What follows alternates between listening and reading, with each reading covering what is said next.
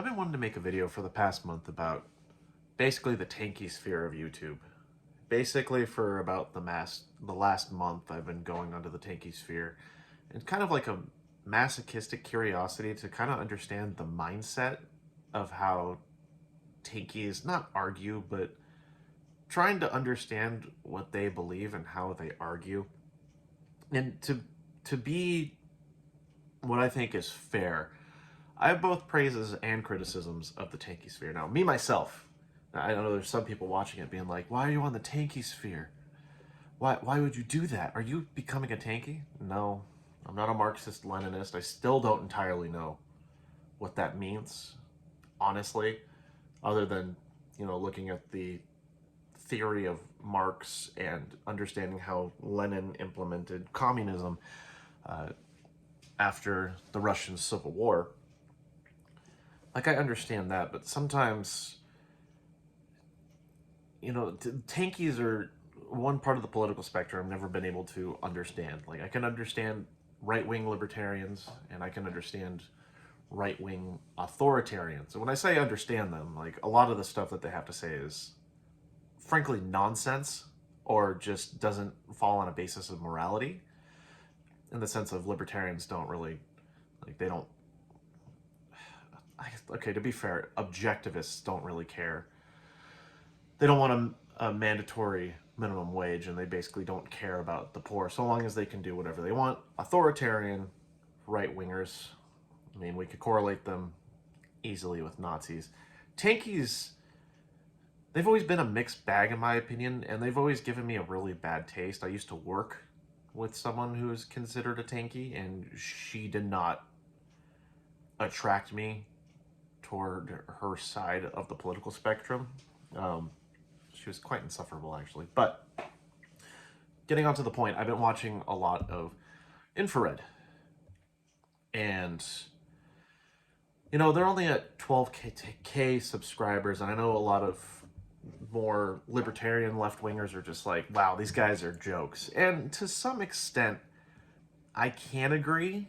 However, I don't think Infrared should be underestimated, or along with many of the other Tankie-Spheres. Maybe Caleb Maupin. Jackson Hinkle is an idiot, like, as far as I've been able to see from him. But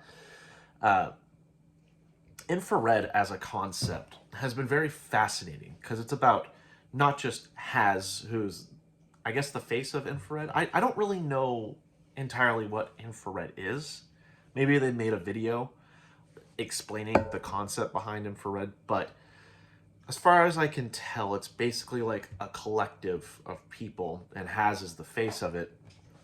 And the collective of people maybe has like editors or other people that are part of the Infrared channel, maybe other narrators for certain videos, but also he includes the fan base in saying, like, we're all a collective and Infrared is going to grow together and we're going to make the Tankie-Sphere relevant. And actually, that's a very compelling aspect, because it doesn't, how do I explain it? It gives the concept that it's just more than one person trying to be of relevance, but more of, they want to get a theory out there and they want people to take it more seriously.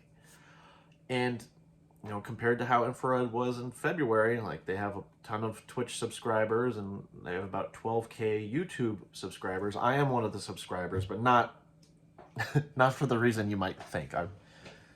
I'm not further compelled by the tankie line of argumentation. I think the tankie line of argumentation at this moment in time is extremely flawed and it's very hard to relate to. But more of, I do find enjoyment out of watching Haz debate. I'm not gonna lie, a lot of the times I'm rooting for Haz. Haz himself, now to actually get into the substance of this, now that we're almost 5 minutes in, I think Haz, as much as he comes off as like psychotic and kind of like a baboon, and a way that a lot of people describe him, like gorilla brained. He looks like a gorilla. He's just a really strong, hairy man. It's not really that clever. He's actually quite intelligent. I have to give him a lot of credit. A lot of the theory and a lot of political philosophy, he's actually strangely intelligent on, compared to when I first saw him in his debate with his 10-minute debate with Vosh, where he just came off as incredibly insufferable. I watched two debates between him and Perspective Philosophy, talking about Hegel, and relating that to veganism. I don't know. It's kind of weird, but Perspective Philosophy is obsessed with veganism. Anyway, now I could say right off the bat, Haas went into that debate in bad faith, because his purpose, rather than trying to explore Hegel and relating it to veganism, it was to discredit Perspective Philosophy as a Hegelian, and to claim that he's a quote-unquote fake Hegelian, whatever the hell that means.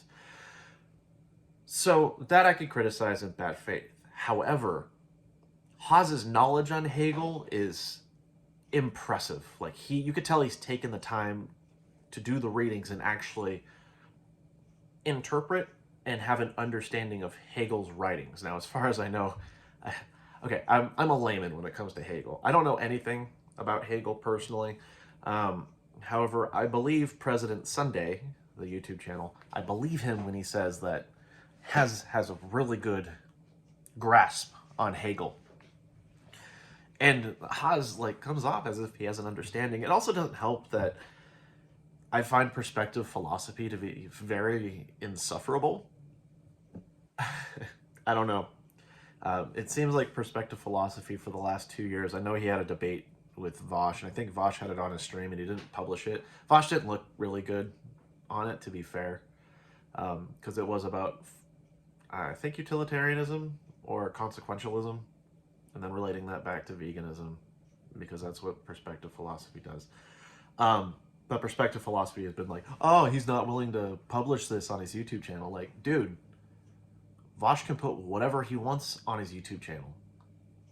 Just because you think you BTFO'd Vosh in this debate means that he's obligated to put up a video. I don't know. I think Perspective Philosophy is insufferable from what I've seen of him. That being said, I think he and I would actually agree on a lot of political things. I actually don't know his politics, but the limited stuff I've watched of him. Anyway, point being, Has came off having a really good understanding of Hegel, and frankly, I was rooting for him. I think when Has is calm and he's collected and he's not just yelling the entire time, he's very charming, believe it or not. He knows how to construct arguments when he has an understanding of the subject that he's arguing. He comes off very, very intelligent. Comes off with a purpose. Yeah, he comes off very charming. I gotta say, I do enjoy Has. Not his politics, frankly, but he's entertaining, and he comes off very intelligent when it comes to debates. However, I can criticize his analytical intelligence to his practical intelligence, the way that he applies himself. Now, the way that he applies himself, in terms of trying to gain a name for himself, I guess it would be practically intelligent to go dive head first with big debaters and come off insane, because no matter what, even negative publicity is publicity. However, he's made some pretty crass tweets. Oh, I didn't look it up before this video, but there was a tweet that he released recently. I think it was about Luna Oi, I think. And he did not look good. And I don't know, it's really interesting, because there are times where I'm just like, wow, this guy's very analytically intelligent. He understands certain concepts, and he's able to convey them well. In terms of not coming off insane, he comes off insane. He does not phrase things well. For instance, what he was talking about, he was on a panel full of women with Jackson Hinkle, I think that's his name. That dude is also insufferable. Sorry. He's like, I don't really care If I make a girl come, the only reason I want to make a girl come is that so she can tell her friends about it. Oh boy. Um, that was cringe. That was so cringe. Wow. Actually processing what he said in my mind and saying it out loud. Whew. Wow, and Jackson Hinkle's just like, yeah, exactly what Haas said. But he's such a Haas bandwagoner. Jackson Hinkle doesn't come off as though he actually has his own thoughts. He's kind of bandwagoning off of Haas, which is, I guess, reasonable. Haas is fairly intelligent. He's charismatic, too. I have to give him credit. Haas is fairly charismatic. I won't follow him, but I can see why people would. Continuing on to the criticisms, infrared as a concept of being a collective, and the collective is going to grow and become relevant in the modern day political sphere, is a good concept. However, I can go on all of his debates, and I don't think people are on the YouTube page for the tanky philosophy so much as it is just for the blood sports. Every time I read the comments in his sections, it's not like, oh, okay, yeah, you conveyed this very well about X, Y, and Z. Usually it's just like, Haas owned this person. Haas owned Vosh. Haas owned Destiny. Haas owned person. Haas owns whoever. Like, it's definitely for the team rather than it is for the ideas and the concepts. That's what I'm getting out of infrared at the moment. Now, in regard to Haas himself, as much as I like him, he's a very sensitive dude. Extremely sensitive guy. Especially when he says, oh, I don't care that this guy did this thing. I just don't believe he was representing me well. Not that I care, but that's why I got angry. It's like, well, just admit that you care. Just admit it. Like, don't try to go behind the guise of manhood to show that you're very sensitive. When Vosh wasn't taking infrared or wasn't taking Haas very seriously, he just started yelling and like, infrared is rising, and it was very cringe, honestly. And Destiny wasn't taking him seriously, which I think was a fault of Destiny, because you could tell that Haas, at least at the time when I first saw those two debate, really respected Destiny, and Destiny is just like, you're a tanky. Like, I don't care, I don't take this stuff seriously. When he was actually, Haas was actually legitimately looking to talk, so I'll give him credit for that. But he just comes off very sensitive. There's just parts where he just starts yelling, and other people will start yelling. It's just like, I'll take your manhood. I'll take your manhood. I'll take your manhood. We'll keep going at it, bro. I'll take your manhood. You're going to lose, bro. I'll take your manhood. It's just very, like, obnoxious. It's very cringe, honestly.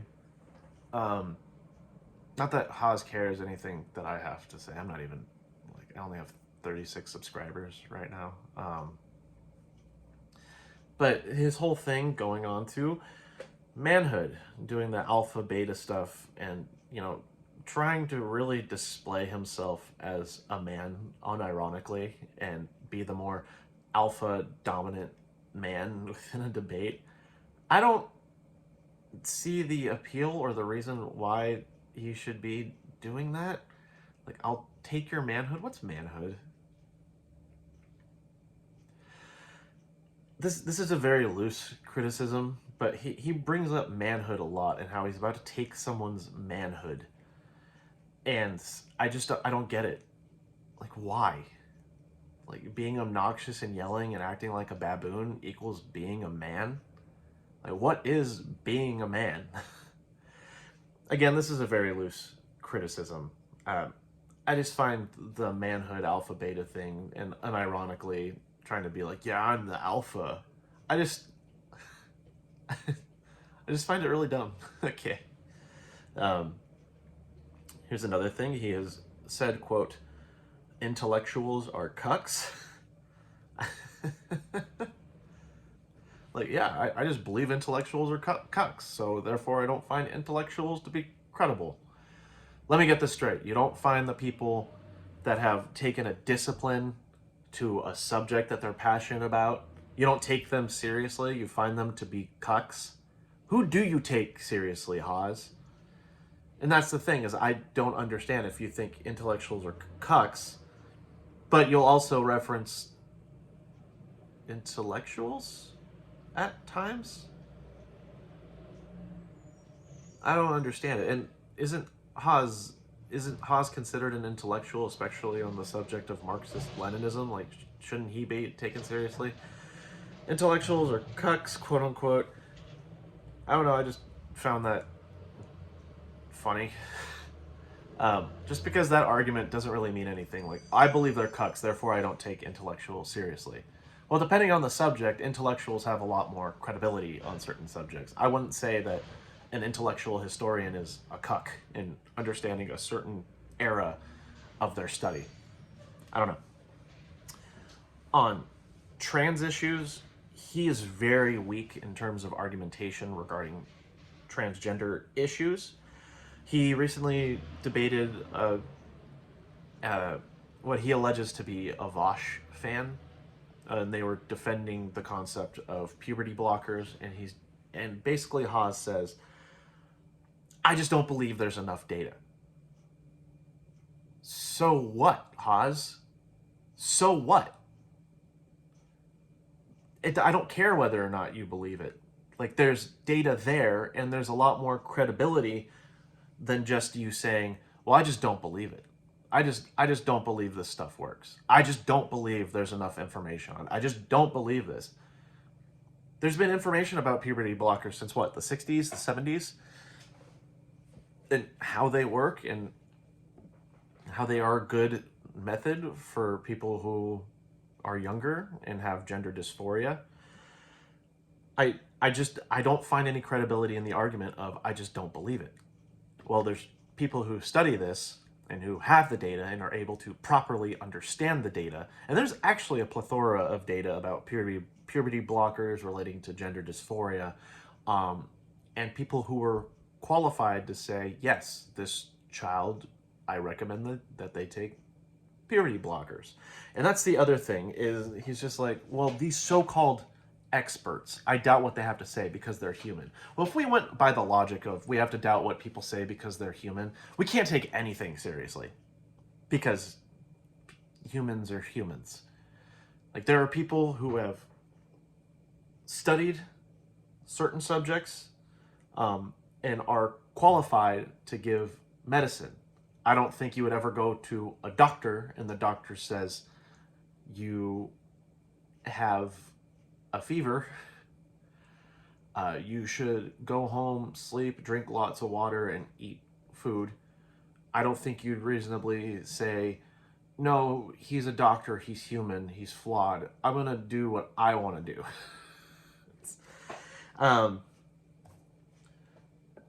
I don't care if Haas discredits qualified experts. When I say discredits, it sounds like I'm giving him credibility as if he has a basis on whether or not someone should be taken seriously, whether or not they're qualified. There's people that have painstakingly done studies. You've had psychologists, you have clinicians who take the time to understand these certain subjects, have a far better understanding than probably Haas and I combined. And they're able to make these determinations based off of what they think is the best result and will have potentially the best outcome, which i.e. may be recommending that parents give their child puberty blockers. Now, I'm not going to get into the subject of puberty blockers on its own. The point is, this line of argumentation of, I just don't believe there's enough data, I don't believe it, isn't an argument. It's just, I don't believe a thing, therefore I don't take it seriously, and it makes me feel uncomfortable. That's not a line of argumentation. Like, go against the argumentation when someone says, yeah, there's a lot of data. You can say there's enough, but you need to back it up with, look, they're still studying this area over here, like puberty blockers relating to X, or relating to Y, or relating to Z. Like, he has to have something more than, I just don't believe it. So that's my criticism there. I recently found a video where he defends why communists should preserve traditions. This comes off very conservative. And frankly, it is a conservative argument, and I don't know how this would ever appeal to a libertarian leftist. Especially when you're relating to conservatives, if anything, the more authoritarian portion of the right wing. So there's a problem there. That is a very conservative argument. But also, he was on a panel with a bunch of conservatives. I don't know if it was like Hippy Dippy or Trainwrecks. I have no idea what it was. But basically what happened at one point, and this is clipped out, I didn't watch the whole thing, to be fair. He basically says, like, yeah, these conservatives basically should be questioning science, the science, and especially of the vaccines. Which a statement isn't bad in itself, but they were talking about the COVID vaccinations, and he managed to relate this to eugenics. Haas, you just gave credibility to like a very disastrous conservative line of argumentation. Because first off, there's a lot of data behind the vaccines, their effectiveness, and there's more studies coming out. It's not like people say like, oh, the vaccine was distributed really fast. Well, when there's a pandemic going on, you're going to have a lot more people doing far more research on the virus to develop a vaccine. Granted, it did come out fast, but it went through all of the appropriate processes. So for Haas to say, like, yeah, they should be questioning the science behind it. Look, questioning science isn't bad in itself, but when you have the data there and it largely goes unchanging, i.e. the vaccines work. I haven't found more data to say that vaccines don't work. We've had hundreds of years of vaccines and their effectiveness for various viruses, but also to relate this to eugenics. And he basically said that eugenics was considered a legitimate science. First off, no.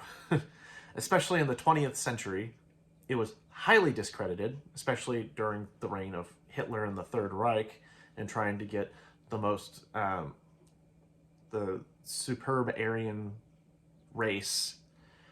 No, eugenics is very unscientific, and it's been said to be racially biased. Now, there's people that claim to be scientists, that claim to study eugenics, and claim to have data on it, and then there's opposite claims giving, discrediting that data on eugenics. Vaccines and eugenics, I'm sorry, these are not comparable. The COVID vaccination, it's not comparable. He should not be giving credence to the conservatives that say, oh, I just question the science, that's why I don't want the vaccine. Followed by the, well, you can do whatever you want. You can do whatever you want. I just choose not to get the vaccine. Everyone should have that choice. Even though it will relate in more, it will result in more people dying, let's be real. And Haas gave that credibility. Yeah, cool. I don't have too much more to say about Haas. China. Him on China, arguing that China is a proletarian state. I can see their line of argumentation and what they're talking about, considering if something horrendously bad happens with a private company in China, they will make it public in the sense of the state, the state will own the corporation.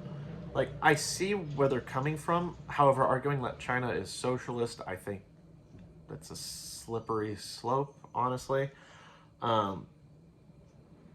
And he denies, him and Kayla Maupin, to be frank, they deny anything happening with the Uyghur Muslims.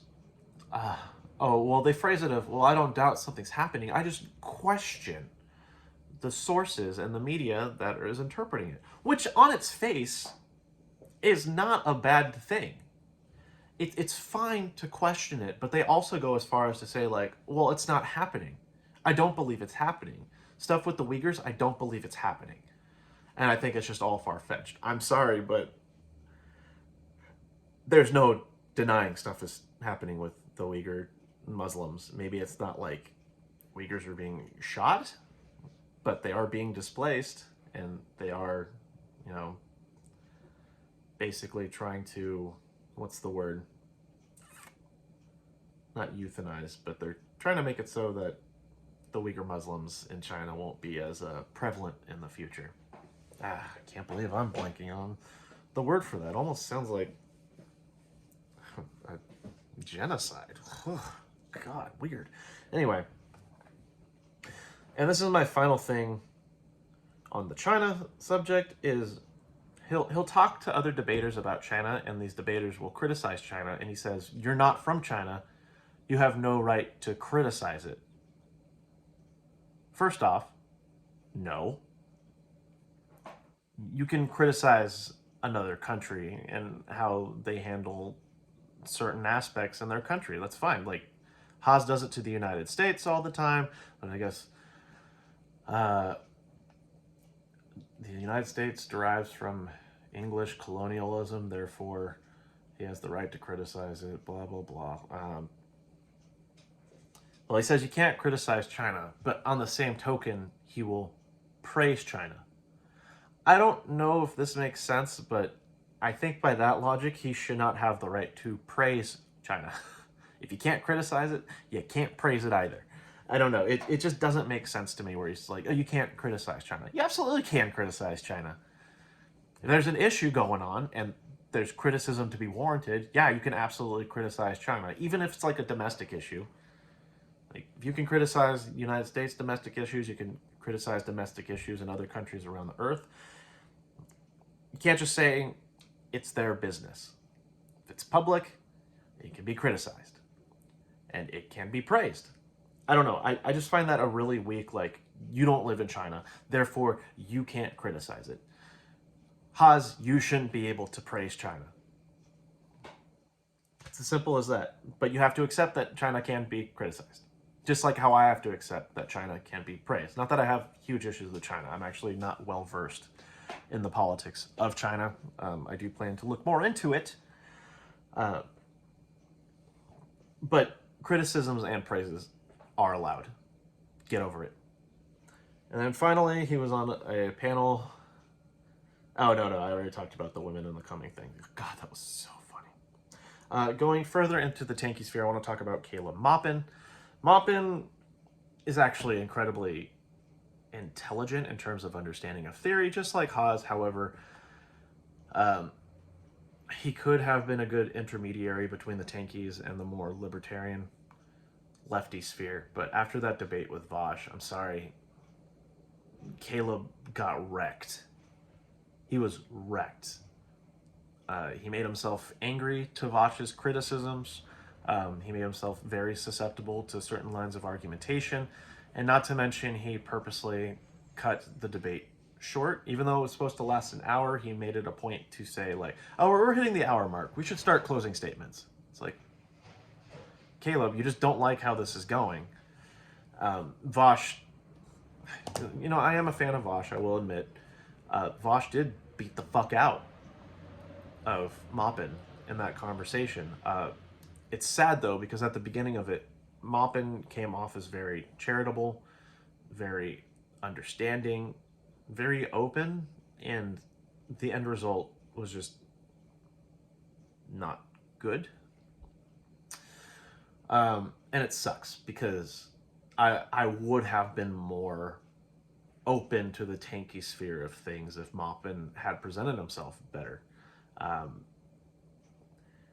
Because he also strawmans like crazy. Now, I was watching a conversation between Haas and Maupin and a second conversation between Haas, Maupin, and Jackson Hinkle. And, you know, they come off very relatable when they're having a conversation with each other. Maupin is a little bit more nuanced in his understanding of communist readings pertaining to Lenin, maybe the Black Panthers, Mao, Stalin. He's very intelligent when it comes, like, conveying these concepts. At the same time, he's really big into strawmanning. He claims that the more libertarian wing of the left is a fake left, which is very problematic in itself. And also that Vosh doesn't care about the people. He doesn't care about the proletariat.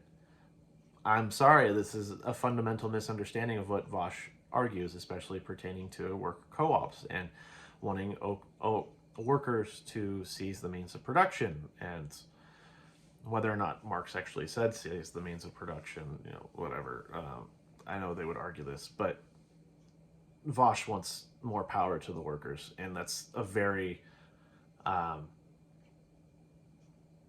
uncharitable. No, yeah, it's an uncharitable straw man that they do apply to Vosh. And it sucks because Maupin could have been a good ally to the left, but unfortunately he's made himself very insufferable in very bad faith. Even though, like, I enjoy listening to him. Like, when him and Haas were talking, I enjoyed listening to him and Haas talk. Not Jackson. I can't fucking stand Jackson Hinkle. That dude's an idiot. I'm sorry. I shouldn't be as harsh on my criticism of him. I haven't watched many videos, but his debate with Vosh on Syria, that was embarrassing. I think he had a debate with Destiny too. He has admitted that he only does debates for the clout. He doesn't really care about the substance. Immediately, that's a red flag of bad faith argumentation. And recently, on the Hippy Dippy Championship between Haas and Destiny, they pulled a Sam Cedar moment. Like, it's reflecting Sam Cedar and Steven Crowder.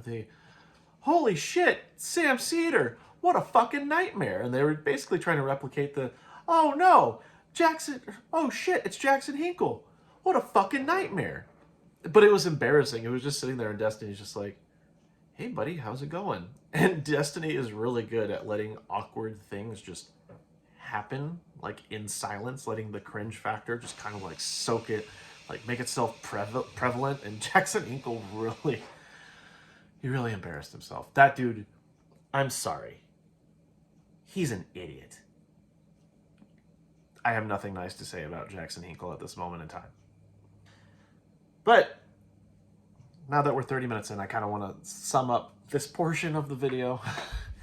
I think infrared is to be taken seriously overall. As much as I have huge criticisms, they have made themselves more prevalent. The concept behind them as being a collective and expanding to make themselves more prevalent in the political sphere, whether it be online or on the ground, I think they are to be taken seriously. And I think Vosh and Destiny are very much underestimating what's happening with the Tankie-Sphere. They're not taking it seriously, and I think they should. Now, I know Vosh had his anti-tanky arc, and Destiny has had his anti-left arc.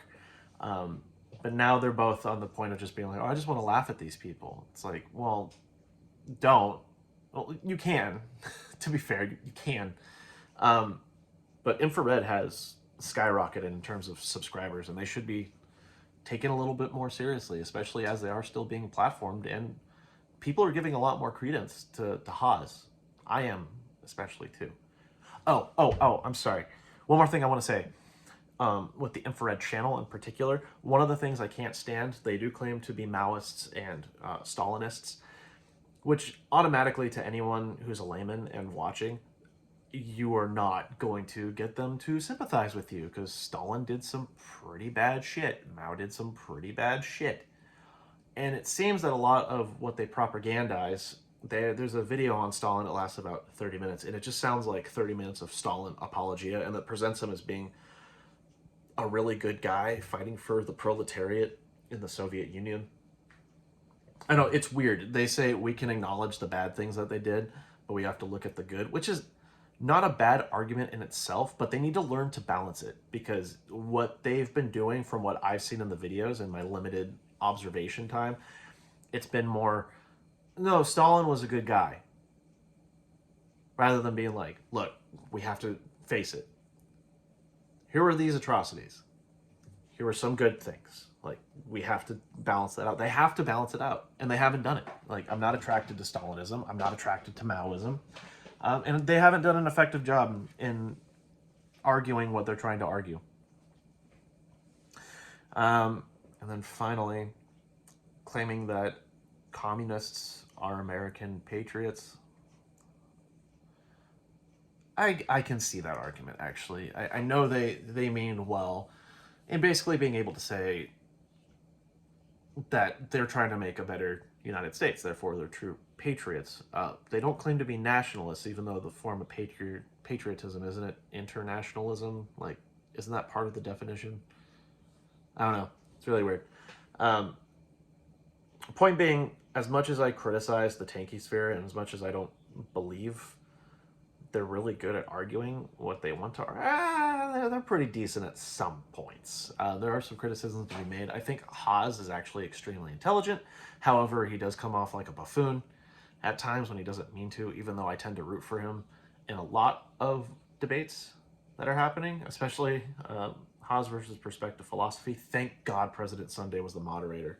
I'm going to get into him a little bit later, but I think at this point I'm just rambling, so I'm going to stop here in terms of the Tankie-Sphere, and I want to move on to the Kavernackle. Now, the Kavernackle, as a YouTube channel, it's a more libertarian, left-wing sort of channel, which does a lot of criticisms. It's more like video essay style, and he'll admit totally, like, he's not one for debates. He believes they're a waste of time, which to each their own. I enjoy debates, and I actually get a lot of benefit out of them, especially being able to look at certain lines of argumentation and understanding how to counteract them. But, you know, to each their own. But recently, the Kavernackle, and so he's a wonderful YouTuber. He really is. I do enjoy his content. He criticized JonTron and Hunter Avilone. Now, JonTron deserves all the criticism in the world, especially after his debate with Destiny. Yes, that was 4 years ago, but a lot of his fan base have a lot of apologia. He said sorry when JonTron really said, "Oh, I didn't present my arguments well." And it seems like a lot of his views haven't changed. I know he recently published a tweet about immigration and how it would go against Trump and basically rigging the election, I think, if I remember correctly, and something about vaccinations shouldn't be forced on people, blah, blah, blah. I find JonTron to be very insufferable. I have for years. I do watch a channel called Game Grumps with Aaron Hansen and Dan Avedon, but one of the original hosts was JonTron. And he was just obnoxious and not funny compared to Aaron Hansen. I haven't been able to stand JonTron in a long time. But moving on. His criticisms on Hunter Avilone, while I do find them valid,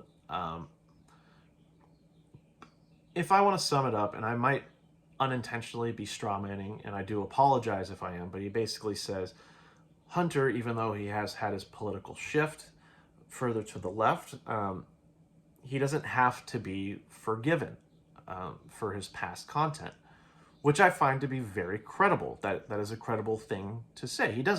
Hunter Avilone doesn't need to be forgiven.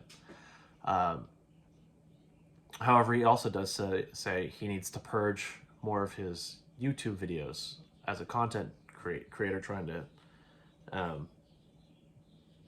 basically undo the damage. He needs to get rid of more of his YouTube videos, which I vehemently disagree with. Not in the sense of whether or not he needs to get rid of the videos, but the pacing of it.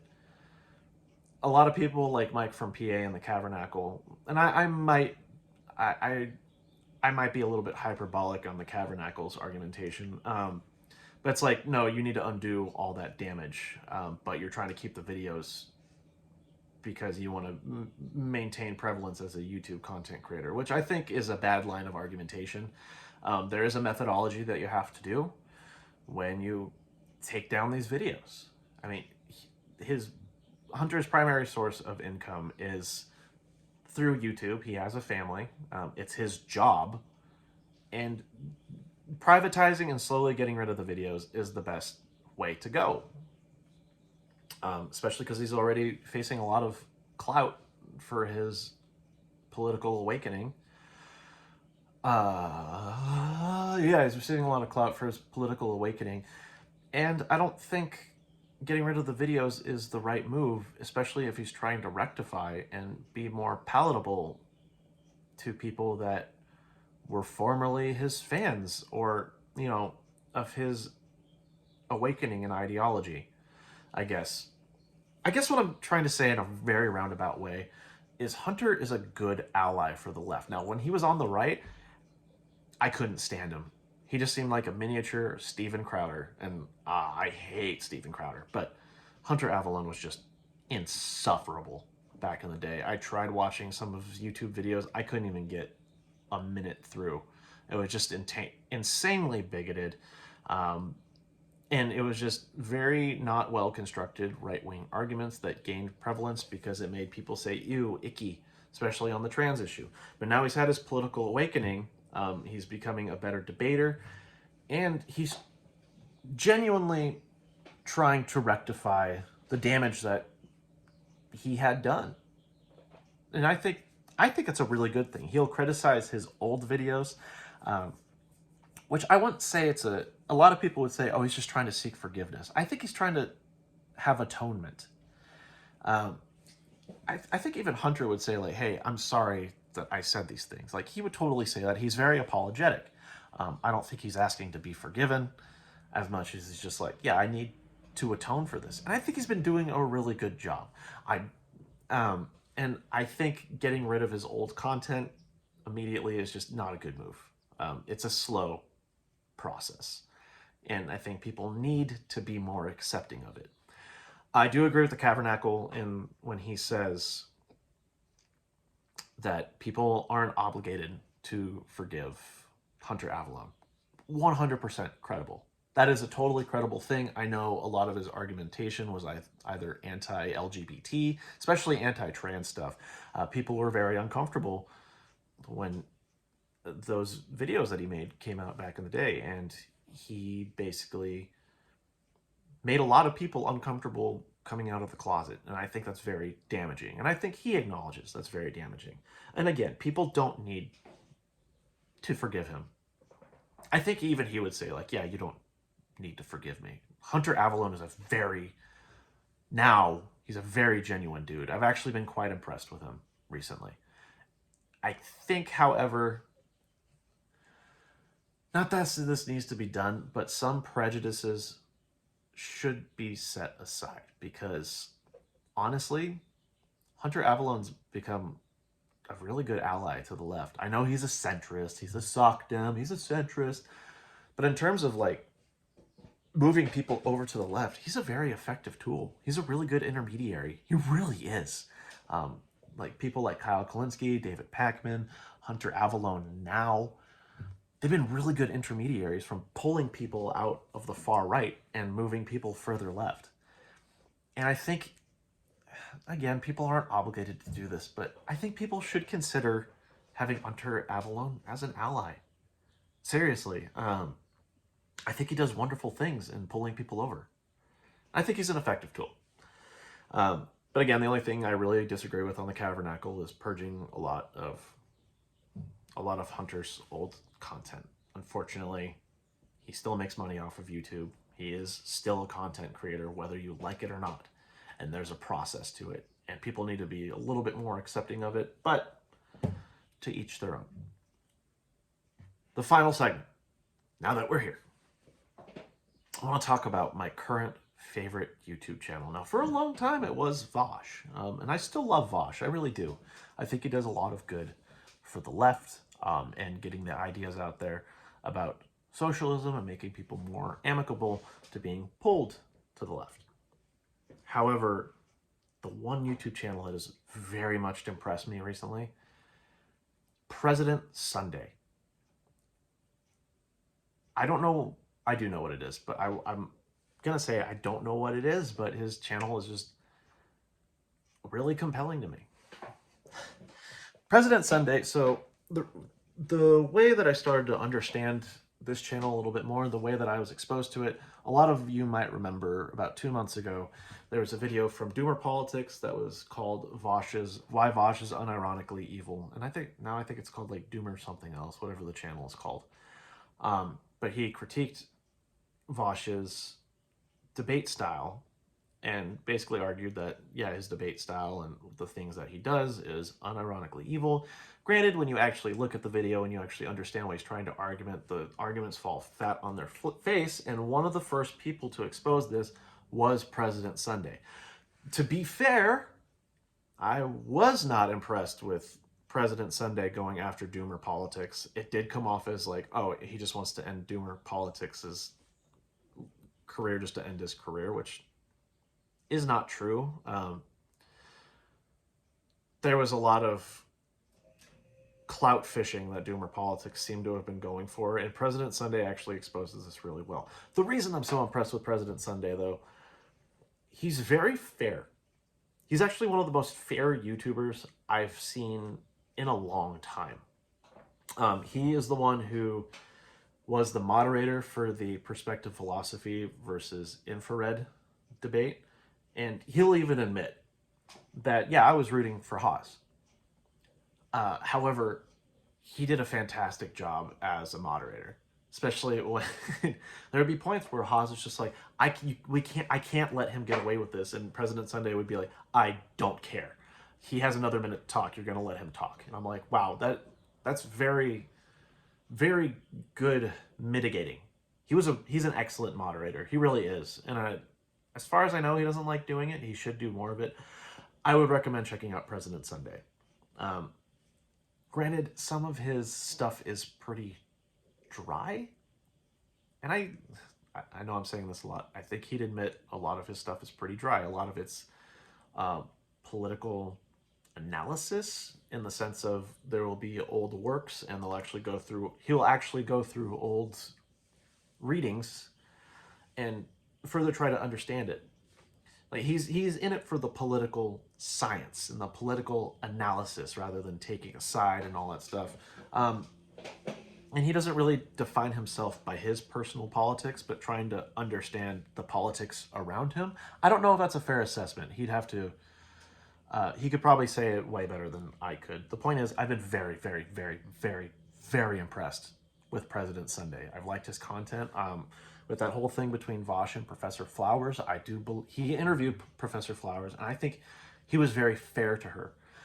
He was very fair in saying, like, you know, Professor Flowers doesn't actually believe in genocide. And Professor Flowers did explicitly say, like, I'm not for genocide.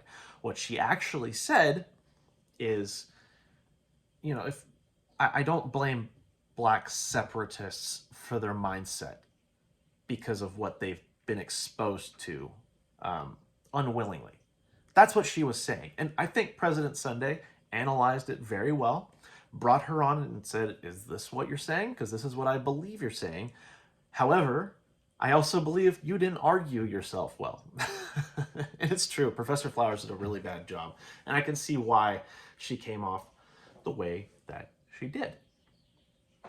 She did come off as a black separatist wanting genocide. However, she did explicitly say, I don't want that.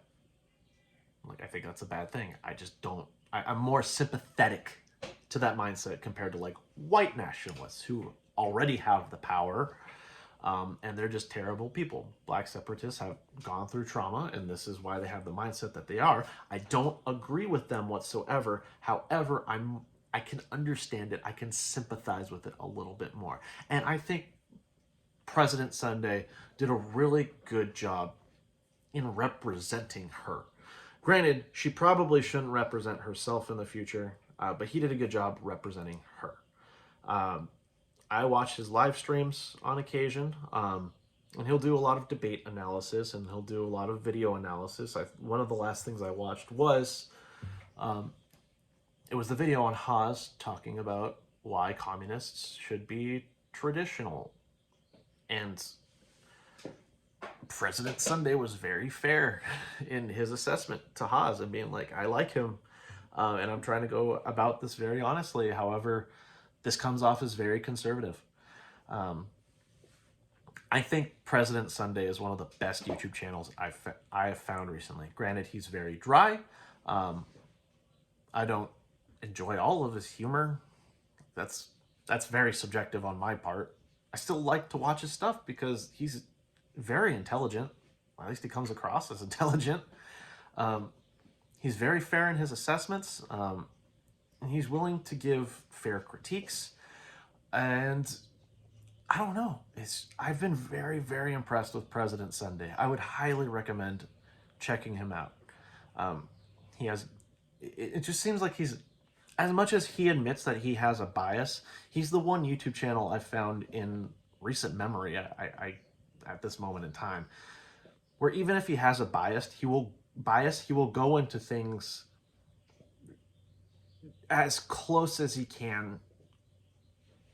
He will go into things trying to remove that bias as much as he can. There we go. He's done it with Vosh plenty of time. He's done it with Haas. He's done it a lot with perspective philosophy, but that one I don't blame President Sunday whatsoever. I think my main critique of President Sunday, and I will fight him on this, even if I will donate to his channel, I will fight him on the fact, it's not a fact, but I will fight him when he says Amnesia: The Dark Descent had overall great voice acting. Yo, what the fuck? How do you defend that, President Sunday? Like, I appreciate that you have a lot of influence from the book The Man Who Was Thursday. I studied that book in college, and it was one of my favorites. I'm very sympathetic to your channel, but oh man, Sunday. I need, you cannot unironically tell me that the voice of Daniel was good voice acting. I'll have to look into it a little bit more, because I thought the voice of Alexander was amazing, actually, to be fair. And Agrippa was pretty good too. But Daniel, no. I will gladly talk to President Sunday about that. Just the delivery that Daniel has was unnaturally forced. You can have naturally forced lines delivered, but it was very unnatural, especially in a lot of the logs that you would read in the game. I'm going tangentially. I love President Sunday. I think he has a really good YouTube channel. I really do, and I recommend giving him a chance.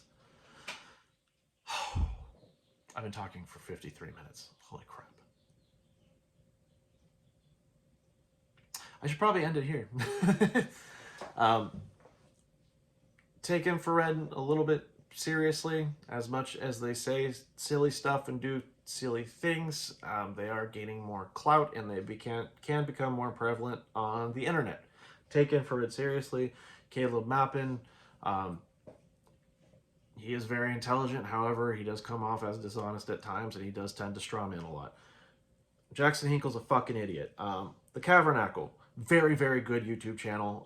I have slight disagreements on his criticisms of Hunter Avilone, but recommend checking out the Kavernackle. And then finally, just to sum it all up, President Sunday is currently my favorite YouTube channel. I do recommend giving it a chance. He does a lot of really good political analysis. He did a really good political analysis on BioShock and how BioShock isn't inherently Ayn Randian. More of they took concepts from the Fountainhead, and then, but it's not a deep political statement from BioShock, which is completely fair to say.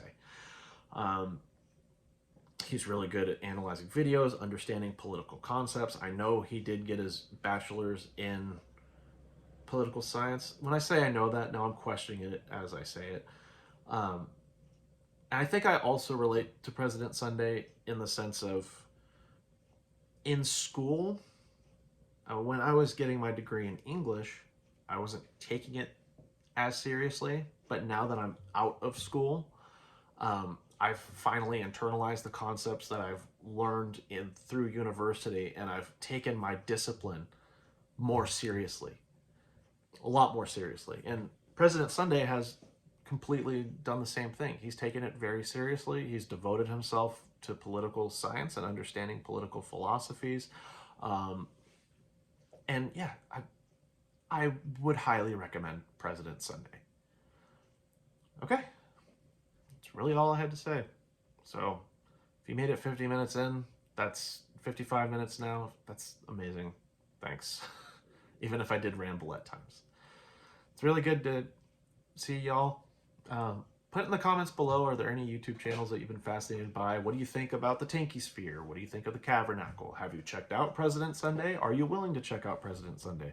Let's get a conversation started below because I'm very curious to know your thoughts. In the meantime, thanks for watching. I am done talking. See ya.